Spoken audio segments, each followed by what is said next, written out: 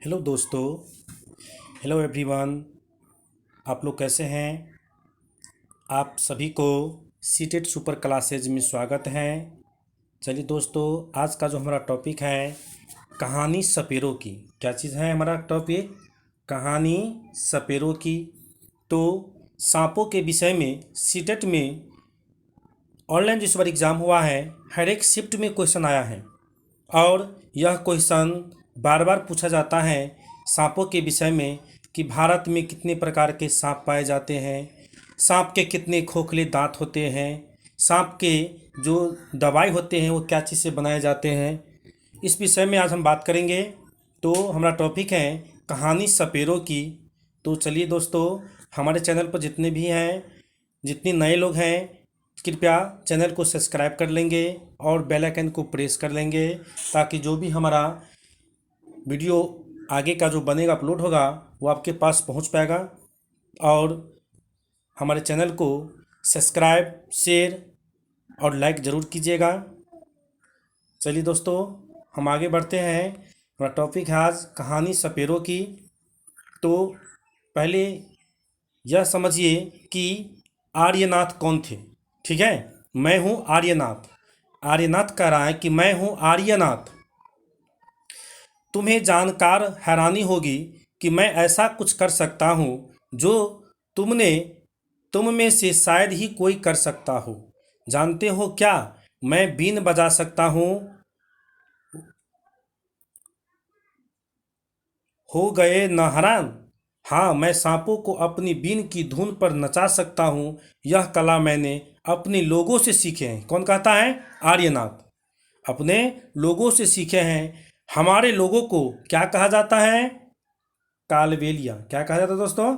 हमारे लोगों को जो बीन बजाते हैं, सांप पकड़ने के काज करते हैं, और सांप को पकड़ने का जो बीन बजा करके काज होता है, वह किनका काज होता है? कालबेलिया का काम होता है। उसको हम लोग कालबेलिया कहते हैं या सपेरा भी कहते हैं। मेरे दादा रोशन नाथ जी हमारी जाति में बहुत मशहूर थे। कौन थे? रोशन नाथ जो थे, कौन थे बताइए? रोशन नाथ जो थे वो थे, क्या कहते हैं, आर्यनाथ। आर्यनाथ के दादाजी कौन थे? दादाजी जो उसके जाति के बहुत ही मशहूर थे बीन बजाने में और सांप को शिकार करने में। वे बहुत आसानी से खतरनाक और जहरीले सांपों को पकड़ लेते थे। वे मुझे कई बार अपने बीते दिनों के किस्से और अभी भी सुनाते हैं। आओ तुम भी सुनो इसकी कहानी और इन्हीं की जुबानी।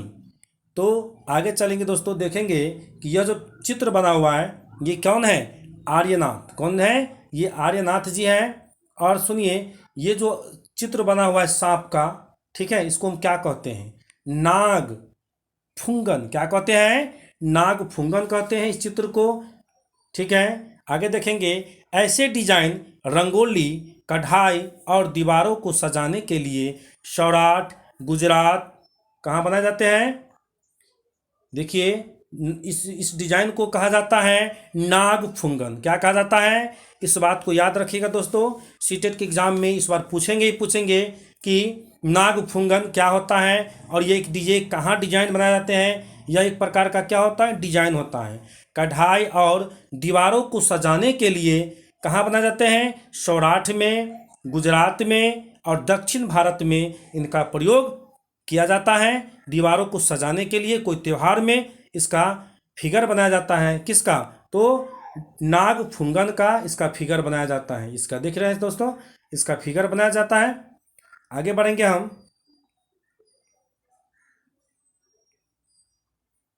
चलिए आगे चलेंगे। ये देखिए, कालबेलिया का नाच किस किस तरह का होता है। तो कालबेलिया लोग जो होते हैं अपने त्योहार में, नाग पंचमी में, इस तरह का नाच करके दिखाते हैं अपने लोगों को और अपनी जाति को यह दिखाते हैं कि हम लोग इस तरह से जीवन यापन करते हैं। चलिए आगे बढ़ेंगे। चलिए दोस्तों, यहाँ से बहुत इंपॉर्टेंट पॉइंट है शिक्षक संकेत। क्या? ये शिक्षक संकेत जो है सबसे इम्पोर्टेंट पॉइंट है। यहाँ से पैरागोजी में इस बार भी ऑनलाइन एग्जाम में बहुत शिफ्ट में पूछे हैं। इस किस्से में सपेरों और सांपों को आसानी से संबंध और निर्भरता को दर्शाया गया है। क्या दर्शाया गया है? सांपों को आपसी संबंध और निर्भरता को दर्शाया गया है।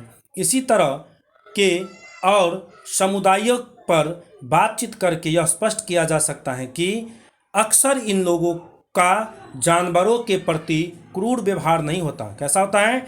इन लोगों को जानवरों के प्रति क्या होते हैं? कालबेलिया लोगों को क्रूर व्यवहार नहीं होता है। जैसे आम धारणा है, हमें भी जानवरों को छोड़ना तथा सताना नहीं चाहिए। क्या कहता है?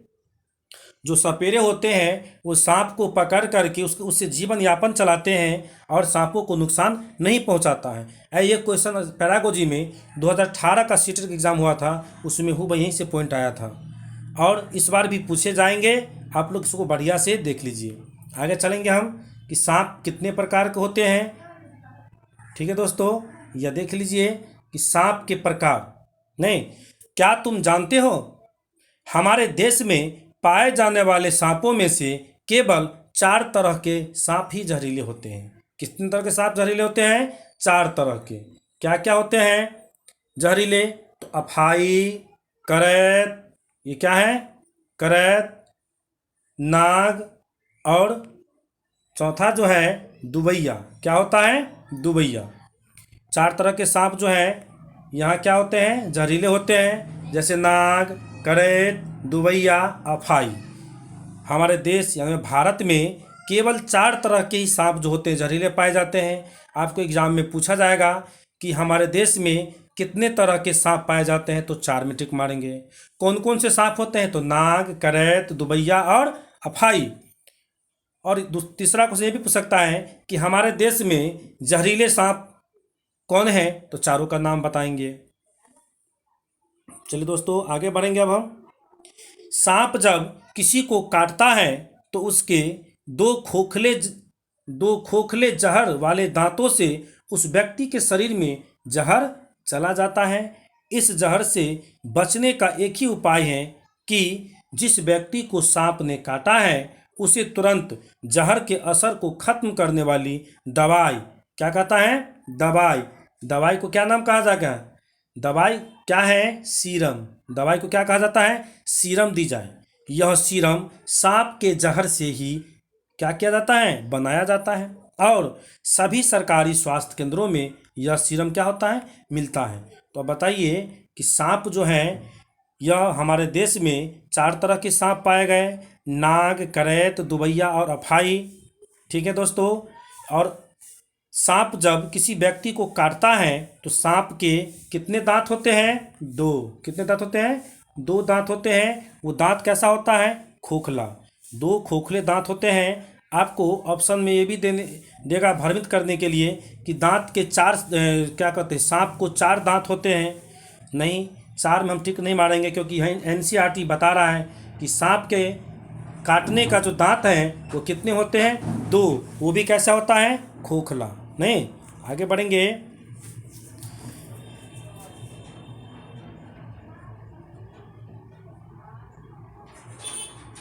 चलिए आगे। इस जहर से बचने का एक ही उपाय है, जिस व्यक्ति को सांप अगर काट लेता है तो उसको जहर को खत्म करने के लिए क्या करते हैं? हम दवाई का उपयोग करते हैं, जिसका दवाई का नाम है सीरम। क्या नाम है? सीरम कहा जाता है। यह सीरम बनता क्या चीज़ से है? तो सांपों के जहर से ही बनाया जाता है सीरम, जिससे सांपों का इलाज किया जा सके। यह मिलता कहाँ है? तो सभी सरकारी केंद्रों में उपलब्ध है। और देख लीजिए हमारे भारत में जो 4 प्रकार के सांप पाए जाते हैं, पहला है अफाई, दूसरा है करैत, तीसरा है दुबैया, चौथा है नाग। याद रखिएगा दोस्तों। चलिए अब जो है हम आगे चलेंगे। चलिए अब इम्पोर्टेंट पॉइंट इसमें नहीं है, तो अब हम चाहते हैं इस पर जो सांप के विषय में आपको समझाए हैं उस पर हम 1, 2, 3 क्वेश्चन ले लें, ताकि आपका भी क्लियर हो जाएगा कंसेप्ट। चलिए क्वेश्चन लेते हैं। क्या कहता है क्वेश्चन? देखिए क्वेश्चन दिखाई देता होगा आपको। क्वेश्चन कहता है सांप के संदर्भ में सही कथन को चुनिए, जो 2012 में पूछा गया है नवंबर के एग्जाम में। पहला ऑप्शन कहता है हमारे देश में केवल 4 प्रकार के जहरीले सांप पाए जाते हैं। क्या ये ऑप्शन सही है? बिल्कुल सही है। अब ये पढ़ा है कि हमारे देश में जो है केवल 4 प्रकार के ही सांप पाए जाते हैं। कौन कौन? नाग, करैत, दुबैया और अफाई। आगे बढ़ेंगे, दूसरा ऑप्शन देखेंगे। नाग जो कोबरा होता है वो जहरीले सांपों का एक क्या है? प्रकार है। कोबरा जो है सबसे जहरीला पाया जाता है। ये भी हमारा सही पॉइंट है जो एनसीईआरटी से हूबहू मिलता है। तीसरा कहता है जहरीले सांप के 4 खोखले दांत होते हैं। जब सांप किसी व्यक्ति को काटता है तो जहर इन खोखले दांतों से उनके शरीर में चला जाता है। बिल्कुल ये पॉइंट गलत है, क्योंकि अब ये पढ़े एनसीईआरटी में हम कि जहरीले सांप का जो दांत होते हैं वो 4 नहीं 2 होते हैं। कितने होते हैं? 2। 4 नहीं, ये 2 दांत होते हैं। ठीक है, ये पॉइंट क्या हो गया हमारा? गलत हो जाता है। अगला देखेंगे, सांप के काटने की दवाई सांप के जहर से ही बनाई जाती है। ये पॉइंट बिल्कुल सही है। बी भी गलती, ये बी भी सही है और ए भी हमारा सही है। तो यहाँ गलती कौन होता है? सी।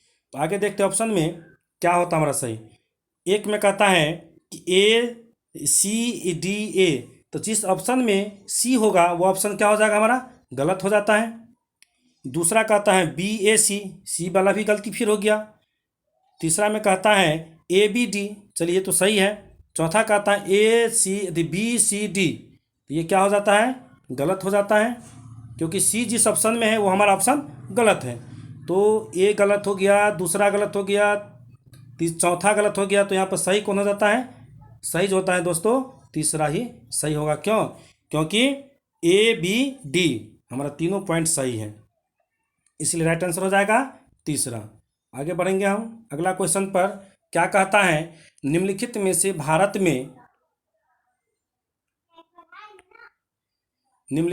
भारत में मिलने वाला कौन सा सांप जहरीला नहीं है? अब बताइए कौन सा सांप जो है जहरीला नहीं है? दुबैया, अब ये पढ़ा है कि भारत में 4 प्रकार के सांप जो है सबसे जहरीला है। तो दुबैया भी है, अफाई भी है, करैत भी है, लेकिन भारतीय सैल अजगर का कहीं नाम देखे हैं एनसीईआरटी में? नहीं। तो ये क्या होगा? नहीं है जहरीला। तो यही तो पूछा था कि कौन सा जहरीला नहीं है, तो चौथा इसमें राइट आंसर होगा जो जहरीला नहीं है। कौन? भारतीय सैल अजगर, जिसे कहते हैं पाइथन। अगला क्वेश्चन चलेंगे दोस्तों। तीसरा क्वेश्चन है सांप के जहरीले दांतों को क्या कहा जाता है? बताइए। जो इस बार का ऑनलाइन एग्जाम हुआ है, जनवरी में पूछा है 2022 में, बताइए इसका राइट आंसर क्या होता है? सल्क कहते हैं, विषदंत कहते हैं, कृतदंत कहते हैं, या कसक कहते हैं? तो सांप के जो दांत होते हैं जहरीले, उस दांत का क्या नाम है? तो दोस्तों विषदंत कहते हैं। इसका राइट आंसर दूसरा हो जाता है। इस प्रकार से आपको एग्जाम में क्वेश्चन आता है, आप लोग अच्छी तरह से समझ जाइएगा और हमारे वीडियो को देख करके एग्जाम में जाइएगा, क्योंकि यहीं से हूबहू आपको क्वेश्चन मिलेंगे। तो चलिए दोस्तों, आज का जो हमारा टॉपिक है यहाँ समाप्त होता है। अगले टॉपिक फिर अगले वीडियो में हम देंगे। तो जो भी हमारे चैनल पर नए हैं कृपया सब्सक्राइब कर देंगे और बेल आइकन को प्रेस कर देंगे, ताकि जो भी हम नया टॉपिक पढ़ाएंगे वो आपके पास सबसे पहले पहुंच जाएगा। ओके, धन्यवाद दोस्तों। ठीक।